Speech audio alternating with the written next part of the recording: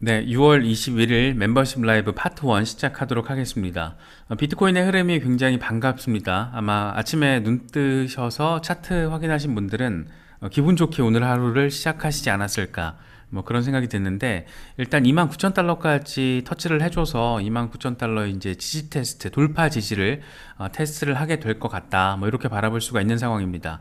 지금 3주 최고 수준의 가격 확인이 됐고, 2달 넘는 한 석 달 정도 됐죠. 한 두세 달 정도 진행됐던 급등 이후의 조정 양상이 이제 서서히 또 마무리가 되고 다시 반등 국면으로 나아가는 게 아닐까, 그런 기대감을 지금 안기고 있어요. 그래서 뭐 두세 달 동안 조정이 있긴 했지만 그럼에도 불구하고 올해 들어서 비트코인이 69% 올랐다라는 거, 뭐 이런 부분들은 참고하시면은 올해 초 들어서, 그러니까 특히 1분기 때, 1분기에 또 막 미국 시끄러웠잖아요. 은행 파산 이슈들도 있고 해서 그때 비트코인이 리스크 해지 수단으로서의 나름의 역량을 굉장히 눈에 띄게끔 퍼포먼스를 보여줬다, 이런 거 우리 다 기억하고 있을 거예요. 그래서 이번에 반등 29,000달러를 찍어주니까 얼추 69% 반등, 오케이 좋아, 뭐 이런 얘기들 지금 나오고 있는 겁니다.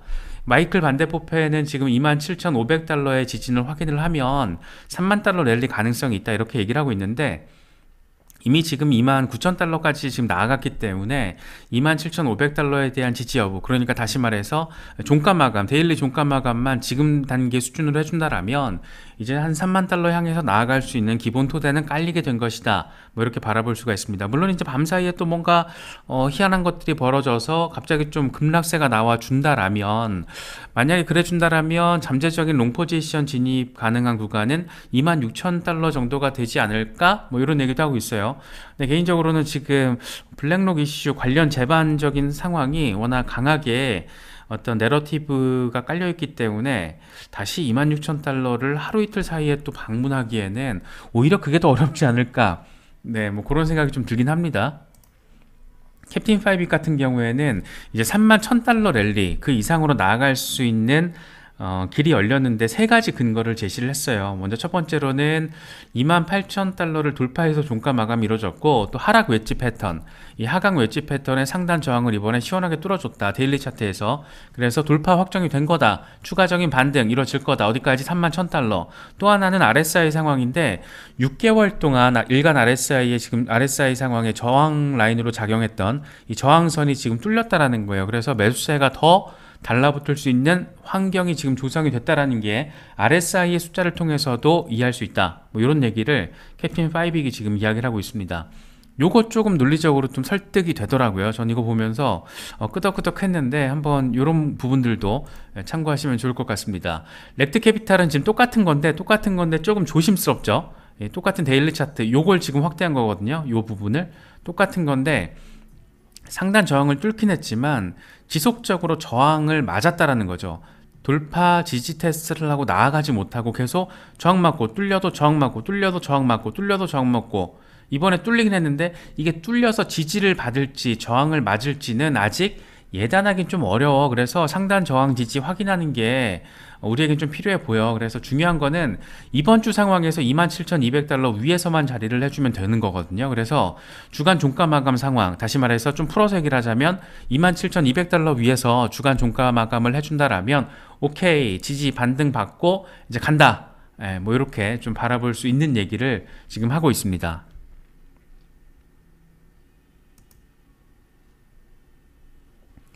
지금 이번에 비트코인이 반등한 이유를 좀 정리를 해보자라면, 일단 한 세 가지 정도를 꼽을 수가 있습니다. 세 가지 정도 꼽을 수가 있는데, 먼저 당연 기본 지금 도화지 위에 바탕으로 깔려 있는 거는 비트코인, 아니 블랙록이죠. 블랙록의 비트코인 현물 ETF 신청이 그만큼 이게 파급력이 크다라고 시장에서도 받아들이고 있고, 매수세를 달라붙게 만드는 핵심 요인으로 지금 작용을 하고 있는 겁니다. 그래서 월가 최대 거물급 기관이죠. 우리 돈으로 1경원 넘는 돈을 운용하는 그런 거물급 기관에서 비트코인 시장에 직접 등판, 다시 말해서 간접적으로 마이크로 스트래티지를 통해서 비트코인에 투자하는 것뿐만 아니라 직접 비트코인 파생 상품을 판매하겠다, 다른 게 아니고 비트코인 현물 ETF 어마어마하게 전폭적으로 지금 달려들고 있는 거라고 바라볼 수가 있습니다. 여기에서 이제 더해서 블랙록의 다음 타자로 역시 비트코인의 진심인 기업이죠. 피델리티가 지금 거론되고 있고, 아예 피델리티가 지금 약간 재정적인 이슈를 겪고 있는 그레이스케일을 인수할 가능성도 있다. 뭐 이런 얘기도 나오고 있고, 그게 아니라면 블랙록의 ETF, 비트코인 현물 ETF의 경쟁 상품을 출시하는 차원에서 역시 피델리티가 비트코인 현물 ETF를 승인 신청을 할 거다. 뭐 이런 얘기들도 지금 나오고 있습니다. 또 한 가지는 월가의 이제 암호화폐 거래소죠. EDXM이 이제 공식 런칭했습니다. 이게 지금 지난해 9월에 출시 계획이 나왔고 그때부터 파일럿으로 진행이 됐었거든요. 그런데 이번에 공식 런칭 발표가 됐고, 피델리티, 시타델, 찰스 슈왑 이 세 개 회사 모두 다 지금 암호화폐 시장에 굉장히 적극적으로 들어와 있는 회사죠, 이미. 그런데 이번에 지들끼리 팀을 꾸려서 EDXM, EDX 마켓 슬라이 만들어버린 겁니다. 그래서 여기에는 지금 비트코인과 이더리움, 라이트코인, 비트코인 캐시 이렇게 상장이 돼 있고, 개인 투자자가 아닌 기관 투자자들을 대상으로 하는 이 비수탁 시스템, 직접 고객 자산을 핸들링하지 않는 그런 시스템을 통해서 지금 가동이 됐습니다. 이건 역시 이번에 비트코인이 반등하는 데 있어서 상당히 긍정적인 영향을 끼쳤다라고 우리가 생각할 수 있는 부분. 또 하나는 유럽에서 도이체방크, 도이체방크가 참 디지털 자산 수탁 사업 라이선스 신청을 한 게 지금 확인이 됐습니다. 쉽게 말하면 독일에서 가장 규모가 큰 민영 은행이 암호화폐 커스터디 지금 하겠다라는 거잖아요. 그래서 아이고야, 이게 돈이 될 거라는 냄새를 지금 강하게 맡은 거예요. 그래서 아예 대놓고 말했더라고요. 이 디지털 자산 관련 상품 수익을 극대화하기 위한 전략의 일환이다. 뭐 이런 얘기를 합니다. 불과 몇 년 전만 하더라도 비트코인은 이 변동성 때문에 안정적인 자산 보장, 저장 장치로서는 불안정하지. 뭐 이런 얘기를 했던 데가 도이체방크였는데, 참 빨리도 태세 전환이 급격하게도 또 이루어진 모습 우리는 여기서도 확인을 할 수가 있습니다. 지금 블랙록이 ETF 신청을 한 게 굉장히 큰 화두잖아요. 여기서 이제 우리가 눈여겨서 바라봐야 될 포인트가 더 등장을 해줬는데, 이번에 위스덤 트리가 비트코인 현물 ETF 신청서를 제출했다라는 소식도 더해졌습니다. 위스덤 트리도 간단치는 않은 곳이죠. 물론 블랙록보다는 사이즈는 작지만 그래도 790억 달러, 우리 돈으로 90조 원 넘는 자금을 운용하는 곳이잖아요, 위스덤 트리가. 그래서 굉장히 의미가 큰 곳이고, 여기가 지금 또 이번에 상품 이름을 보니까 비트코인 트러스트예요. 트러스트, 신탁의 이름을 가지고 있는데, 구체적인 내용은 현물 ETF와 유사하다. 이게 지금 블랙록 따라한 거거든요. 블랙록이 비트코인 트러스트를 신청을 한 건데, 실제 내용을 보면 환매를 가능하게 해놨기 때문에 그것도 나스닥이 감시하는 체제에서 투자자의 안정성을 높이면서 환매를 가능하게 했다는 측면에서 사실상 이건 이름은 트러스트지 비트코인 현물 ETF와 동일하다, 이렇게 지금 교통정리가 된 거잖아요. 똑같이 지금 따라한 겁니다. 그래서 블랙록이 문을 열고 따들어가면서 그 뒤에 지금 쫓아가고 있는 거예요. 위스덤 트리도. 재밌죠? 그런데 위스덤 트리의 어떤 이런 모습들 중에서 우리가 좀 살펴봐야 될 것이 있는데, 먼저 이제 만약에 승인이 된다라면 CBOE 산하의 증권거래소 BZX에 상장이 된다라고 합니다. 그래서 일단 블랙록, 위스덤 트리 이런 월가의 어떤 브랜드 파워가 있는 강자들이, 지금 전통 금융시장의 강자들이 암호화폐 영역에 이렇게 지금 적극적으로 들어오고 있는 거예요. 이유는 하나죠. 돈이 될 거니까. 돈이 되는 혁신산업, 이 미래의 먹거리라고 지금 판단을 하고 있는 겁니다. 지금 특히나 지금 이런 상황이 조금 약간 음모론적으로 바라봤을 때 의심이 되는 부분은 그런 거죠.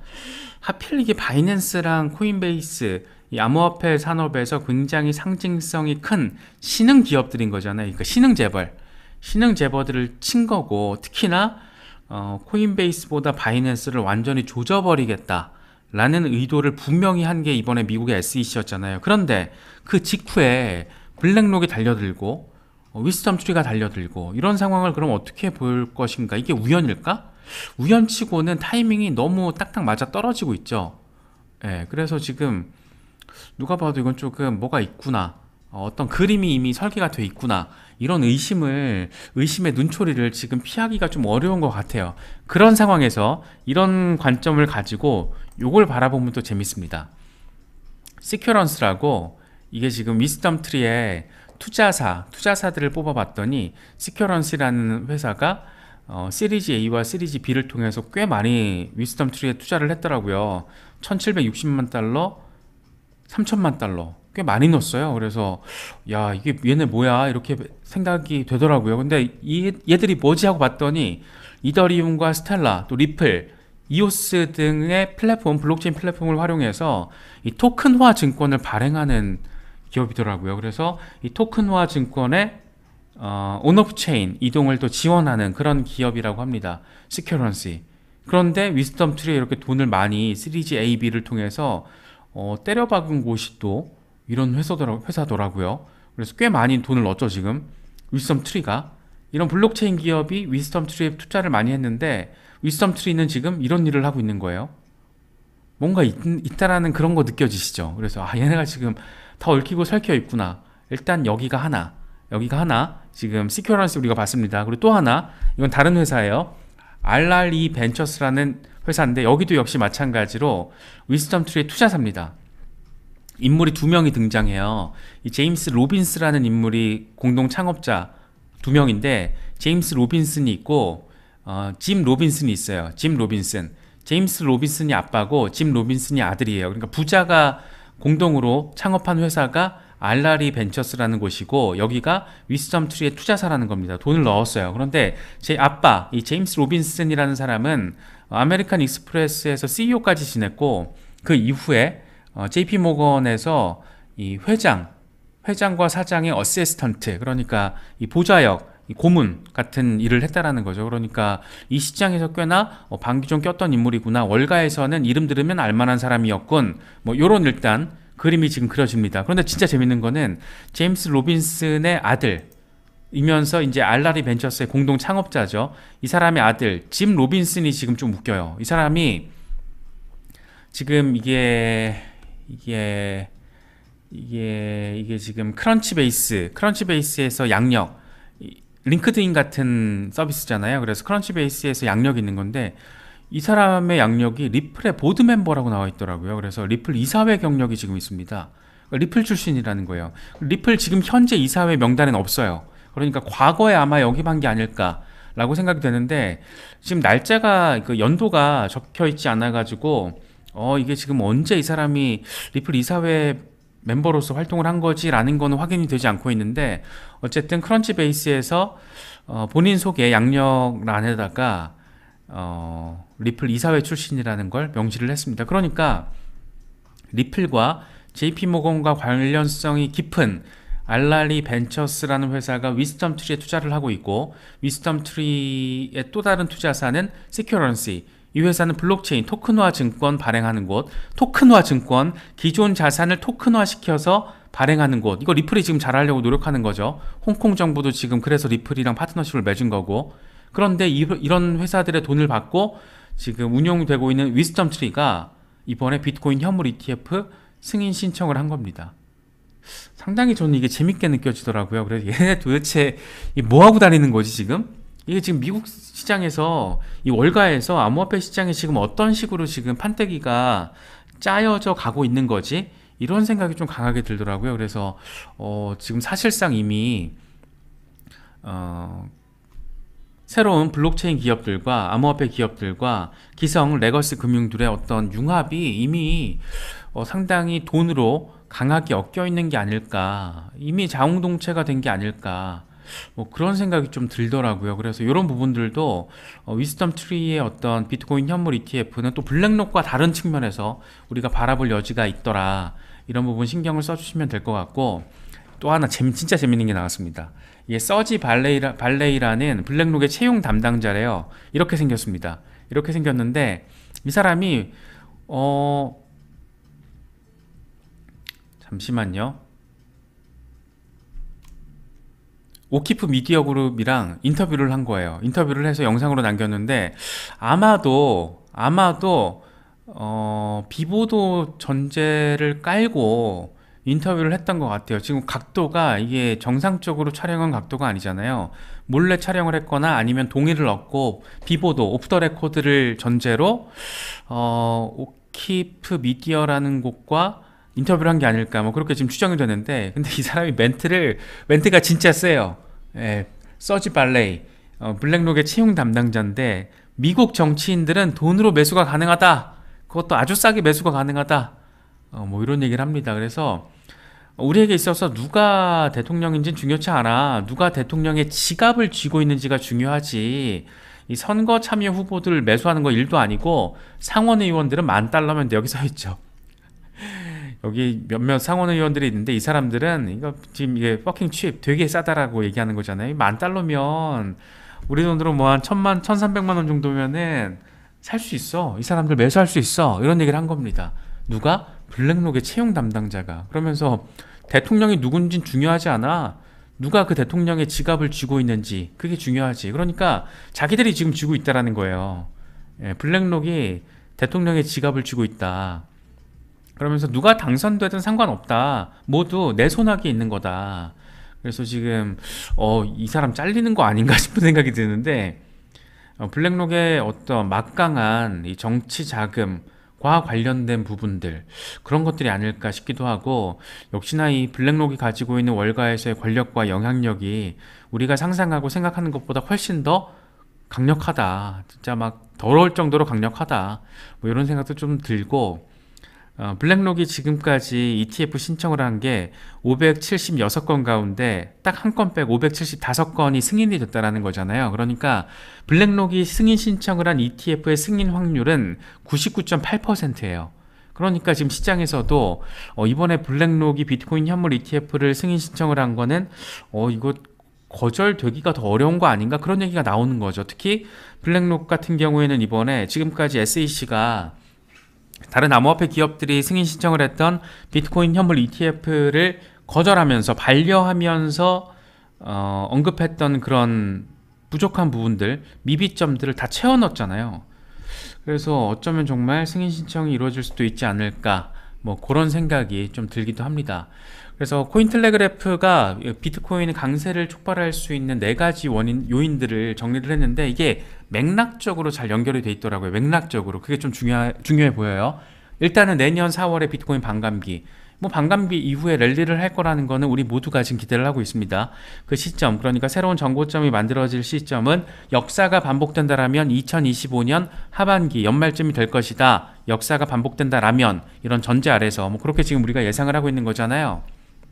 그래서 2020년 5월 반감기의 경우에는 그 이후에 276% 가격이 반등하면서 새로운 고점을 만들어냈다, 뭐 이런 얘기를 지금 하고 있어요.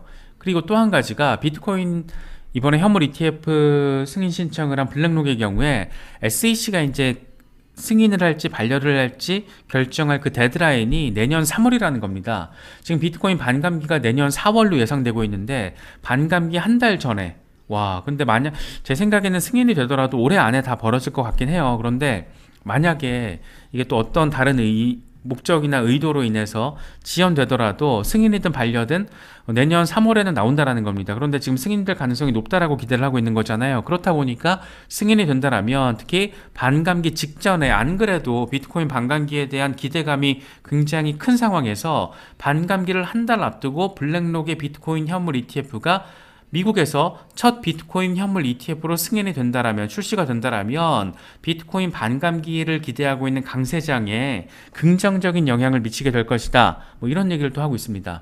세 번째는 규제 이슈인 거죠. SEC가 알트코인들 지금 다 조지고 있는 거잖아요. 다 증권이다, 싹 다 증권이다, 막 이렇게 지금 쉽게 말해서 이제 개지랄을 떨면서 그러고 있는 건데, 그렇다 보니까 알트코인에 대한 투자 수요가 비트코인으로 옮겨가면서 지금 비트코인 도미넌스가 2년 만에 2021년 4월 이후 최고치 50%를 넘어섰잖아요. 그래서 비트코인의 도미넌스가 이렇게 증가를 한 거는 알트코인들이 규제 이슈로 억압받다 보니까 알트코인 매수세가 비트코인 매수세로 옮겨 붙으면서 비트코인 도미넌스 강세 상황으로 이어지고 있다, 이런 얘기를 하고 있습니다.